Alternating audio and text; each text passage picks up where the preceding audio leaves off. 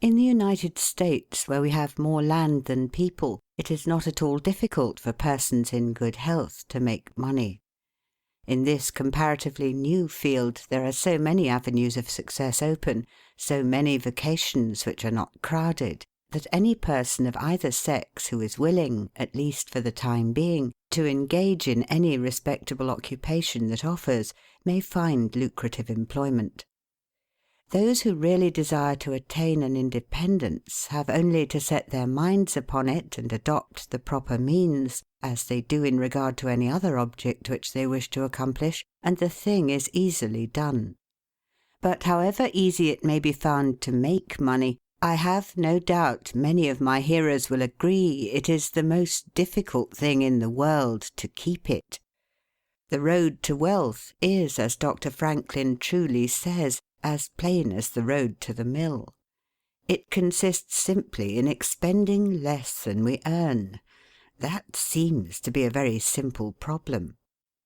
Mr. Micawber, one of those happy creations of the genial Dickens, puts the case in a strong light when he says that to have annual income of £20 per annum and spend £20 6d is to be the most miserable of men, whereas to have an income of only £20 and spend but £19 6d is to be the happiest of mortals. Many of my readers may say, "We understand this. This is economy, and we know economy is wealth. We know we can't eat our cake and keep it also." Yet I beg to say that perhaps more cases of failure arise from mistakes on this point than almost any other. The fact is, many people think they understand economy when they really do not. True economy is misapprehended, and people go through life without properly comprehending what that principle is. One says, "I have an income of so much, and here is my neighbour who has the same. Yet every year he gets something ahead and I fall short. Why is it? I know all about economy." He thinks he does, but he does not. There are men who think that economy consists in saving cheese parings and candle ends, in cutting off 2d from the laundress bill, and doing all sorts of little mean, dirty things. Economy is not meanness. The misfortune is also that this class of persons let their economy apply in only one direction. They fancy they are so wonderfully economical in saving a halfpenny when they ought to spend 2d that they think they can afford to squander in other directions. A few years ago, before kerosene oil was discovered or thought of, one might stop overnight at almost any farmer's house in the agricultural districts and get a very good supper, but after supper he might attempt to read in the sitting-room and would find it impossible with the inefficient light of one candle. The hostess, seeing his dilemma, would say, "It is rather difficult to read here evenings. The proverb says you must have a ship at sea in order to be able to burn 2 candles at once. We never have an extra candle except on extra occasions." These extra occasions occur perhaps twice a year. In this way the good woman saves $5, $6, or $10 in that time. But the information which might be derived from having the extra light would, of course, far outweigh a ton of candles. But the trouble does not end here. Feeling that she is so economical in tallow candles, she thinks she can afford to go frequently to the village and spend $20 or $30 for ribbons and furbelows, many of which are not necessary. This false connote may frequently be seen in men of business, and in those instances it often runs to writing paper. You find good business men who save all the old envelopes and scraps, and would not tear a new sheet of paper if they could avoid it for the world. This is all very well. They may in this way save $5 or $10 a year, but being so economical, only in note paper, they think they can afford to waste time, to have expensive parties and to drive their carriages. This is an illustration of Dr. Franklin's saving at the spigot and wasting at the bunghole, penny wise and pound foolish. Punch, in speaking of this one-idea class of people, says, "They are like the man who bought a penny herring for his family's dinner and then hired a coach and four to take it home." I never knew a man to succeed by practising this kind of economy. True economy consists in always making the income exceed the outgo. Wear the old clothes a little longer if necessary. Dispense with the new pair of gloves. Mend the old dress. Live on plainer food if need be. So that under all circumstances, unless some unforeseen accident occurs, there will be a margin in favour of the income. A penny here and a dollar there, placed at interest, goes on accumulating, and in this way the desired result is attained. It requires some training, perhaps, to accomplish this economy, but when once used to it, you will find there is more satisfaction in rational saving than in irrational spending. Here is a recipe which I recommend. I have found it to work an excellent cure for extravagance, and especially for mistaken economy. When you find that you have no surplus at the end of the year, and yet have a good income, I advise you to take a few sheets of paper and form them into a book, and mark down every item of expenditure. Post it every day or week in 2 columns, one headed Necessaries or even Comforts, and the other headed Luxuries, and you will find that the latter column will be double, treble, and frequently 10 times greater than the former. The real comforts of life cost but a small portion of what most of us can earn. Dr. Franklin says, quote, "It is the eyes of others and not our own eyes which ruin us. If all the world were blind except myself, I should not care for fine clothes or furniture." End quote. It is the fear of what Mrs. Grundy may say that keeps the noses of many worthy families to the grindstone. In America, many persons like to repeat, "We are all free and equal," but it is a great mistake in more senses than one. That we are born free and equal is a glorious truth in one sense. Yet we are not all born equally rich, and we never shall be. One may say, "There is a man who has an income of $50,000 per annum, while I have but $1,000. I knew that fellow when he was poor like myself. Now he is rich and thinks he is better than I am. I will show him that I am as good as he is. I will go and buy a horse and buggy. No, I cannot do that. But I will go and hire one and ride this afternoon on the same road that he does, and thus prove to him that I am as good as he is." My friend, you need not take that trouble. You can easily prove that you are as good as he is. You have only to behave as well as he does. But you cannot make anybody believe that you are as rich as he is.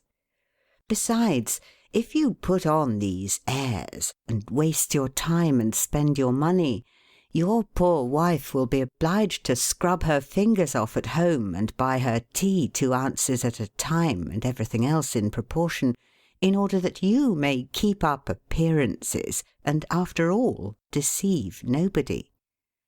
On the other hand, Mrs. Smith may say that her next-door neighbour married Johnson for his money, and everybody says so. She has a nice $1,000 camel's hair shawl, and she will make Smith get her an imitation one, and she will sit in a pew right next to her neighbour in church in order to prove that she is her equal. My good woman, you will not get ahead in the world if your vanity and envy thus take the lead. In this country, where we believe the majority ought to rule, we ignore that principle in regard to fashion, and let a handful of people, calling themselves the aristocracy, run up a false standard of perfection, and in endeavouring to rise to that standard, we constantly keep ourselves poor, all the time digging away for the sake of outside appearances. How much wiser to be a law unto ourselves and say, we will regulate our outgo by our income and lay up something for a rainy day. People ought to be as sensible on the subject of money getting as on any other subject. Like causes produces like effects. You cannot accumulate a fortune by taking the road that leads to poverty. It needs no prophet to tell us that those who live fully up to their means, without any thought of a reverse in this life, can never attain a pecuniary independence. Men and women accustomed to gratify every whim and caprice will find it hard at first to cut down their various unnecessary expenses, and will feel it a great self-denial to live in a smaller house than they have been accustomed to, with less expensive furniture, less company, less costly clothing, fewer servants, a less number of balls, parties, theatre-goings, carriage-ridings, pleasure excursions, cigar-smokings, liquor-drinkings, and other extravagances. But after all, if they will try the plan of laying by a nest-egg, or in other words, a small sum of money at interest or judiciously invested in land, they will be surprised at the pleasure to be derived from constantly adding to their little pile, as well as from all the economical habits which are engendered by this course. The old suit of clothes and the old bonnet and dress will answer for another season. The Croton or spring water taste better than champagne. A cold bath and a brisk walk will prove more exhilarating than a ride in the finest coach. A social chat, an evening's reading in the family circle, or an hour's play of hunt the slipper and blind man's buff will be far more pleasant than a $50 or $500 party, when the reflection on the difference in cost is indulged in by those who begin to know the pleasures of saving. Thousands of men are kept poor, and tens of thousands are made so after they have acquired quite sufficient to support them well through life, in consequence of laying their plans of living on too broad a platform. Some families expend $20,000 per annum, and some much more, and would scarcely know how to live on less, while others secure more solid enjoyment frequently on a 20th part of that amount. Prosperity is a more severe ordeal than adversity, especially sudden prosperity. Easy come, easy go is an old and true proverb. A spirit of pride and vanity, when permitted to have full sway, is the undying cankerworm which gnaws the very vitals of a man's worldly possessions, let them be small or great, hundreds or millions. Many persons, as they begin to prosper, immediately expand their ideas and commence expending for luxuries, until in a short time their expenses swallow up their income, and they become ruined in their ridiculous attempts to keep up appearances and make a sensation. I know a gentleman of fortune who says that, when he first began to prosper, his wife would have a new and elegant sofa. "That sofa," he says, "cost me $30,000. When the sofa reached the house, it was found necessary to get chairs to match, then sideboards, carpets, and tables to correspond with them, and so on through the entire stock of furniture, when at last it was found that the house itself was quite too small and old-fashioned for the furniture, and a new one was built to correspond with the new purchases. Thus," added my friend, "summing up an outlay of $30,000 caused by that single sofa, and saddling on me in the shape of servants, equipage, and the necessary expenses attendant upon keeping up a fine establishment, a yearly outlay of $11,000, and a tight pinch at that. Whereas 10 years ago we lived with much more real comfort, because with much less care, on as many hundreds. The truth is," he continued, That sofa would have brought me to inevitable bankruptcy had not a most unexampled title to prosperity kept me above it, and had I not checked the natural desire to cut a dash. The foundation of success in life is good health. That is the substratum fortune. It is also the basis of happiness. A person cannot accumulate a fortune very well when he is sick. He has no ambition, no incentive, no force. Of course, there are those who have bad health and cannot help it. You cannot expect that such persons can accumulate wealth. But there are a great many in poor health who need not be so. If, then, sound health is the foundation of success and happiness in life, how important it is that we should study the laws of health, which is but another expression for the laws of nature. The nearer we keep to the laws of nature, the nearer we are to good health. And yet how many persons there are who pay no attention to natural laws, but absolutely transgress them, even against their own natural inclination. We ought to know that the sin of ignorance is never winked at in regard to the violation of nature's laws. Their infraction always brings the penalty. A child may thrust its finger into the flames without knowing it will burn, and so suffers. Repentance, even, will not stop the smart. Many of our ancestors knew very little about the principle of ventilation. They did not know much about oxygen, whatever other gin they might have been acquainted with, and consequently they built their houses with little 7 by 9 feet bedrooms, and these good old pious Puritans would lock themselves up in one of these cells, say their prayers, and go to bed. In the morning they would devoutly return thanks for the preservation of their lives during the night, and nobody had better reason to be thankful. Probably some big crack in the window or in the door let in a little fresh air and thus saved them. Many persons knowingly violate the laws of nature against their better impulses for the sake of fashion. For instance, there is one thing that nothing living except a vile worm ever naturally loved, and that is tobacco. Yet how many persons there are who deliberately train an unnatural appetite, and overcome this implanted aversion for tobacco to such a degree that they get to love it. They have got hold of a poisonous, filthy weed, or rather that takes a firm hold of them. Here are married men who run about spitting tobacco juice on the carpet and floors, and sometimes even upon their wives besides. They do not kick their wives out of doors like drunken men, but their wives, I have no doubt, often wish they were outside of the house. Another perilous feature is that this artificial appetite, like jealousy, grows by what it feeds on. When you love that which is unnatural, a stronger appetite is created for the hurtful thing than the natural desire for what is harmless. There is an old proverb which says that habit is second nature, but an artificial habit is stronger than nature. Take, for instance, an old tobacco chewer. His love for the quid is stronger than his love for any particular kind of food. He can give up roast beef easier than give up the weed. Young lads regret that they are not men.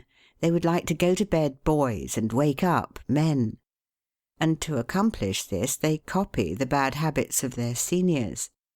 Little Tommy and Johnny see their fathers or uncles smoke a pipe, and they say, "If I could only do that, I would be a man too.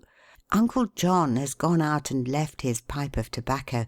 Let us try it." They take a match and light it, and then puff away. "We will learn to smoke. Do you like it, Johnny?"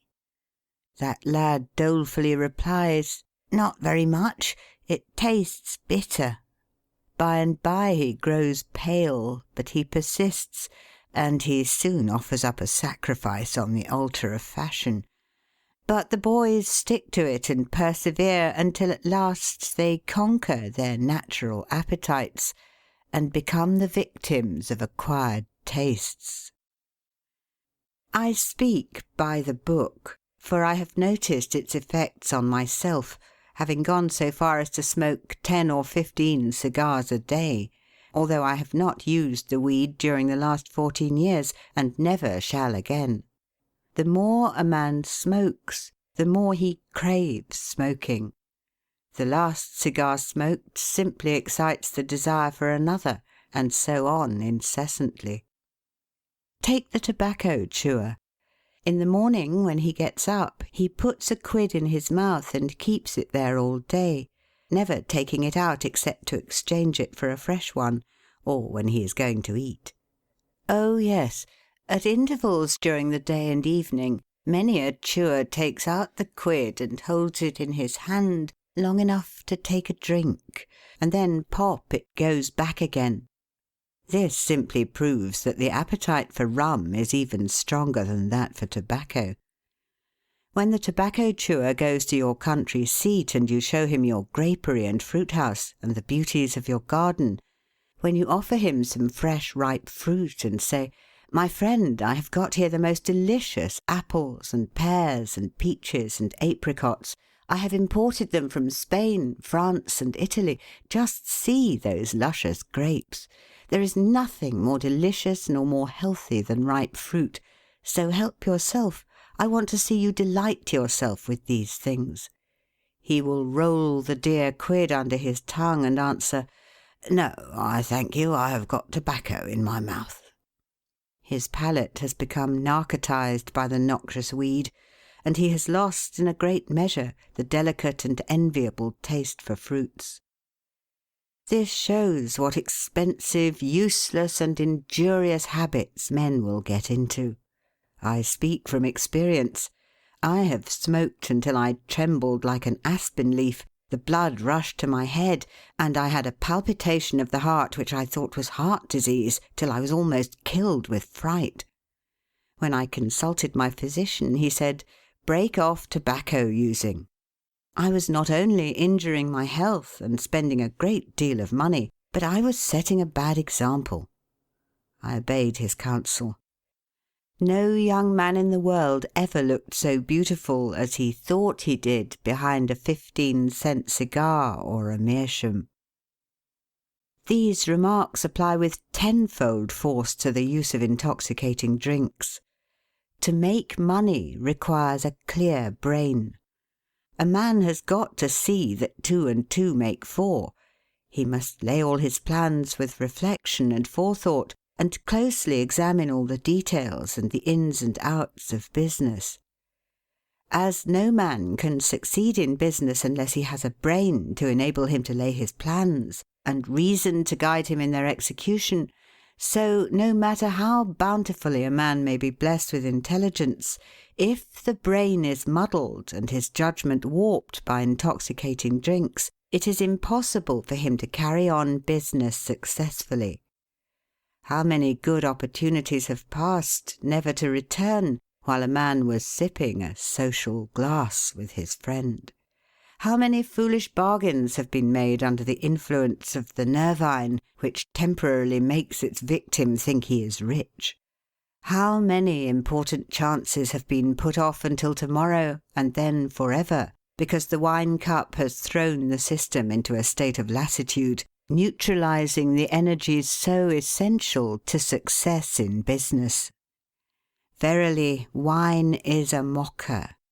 The use of intoxicating drinks as a beverage is as much an infatuation as is the smoking of opium by the Chinese, and the former is quite as destructive to the success of the business man as the latter.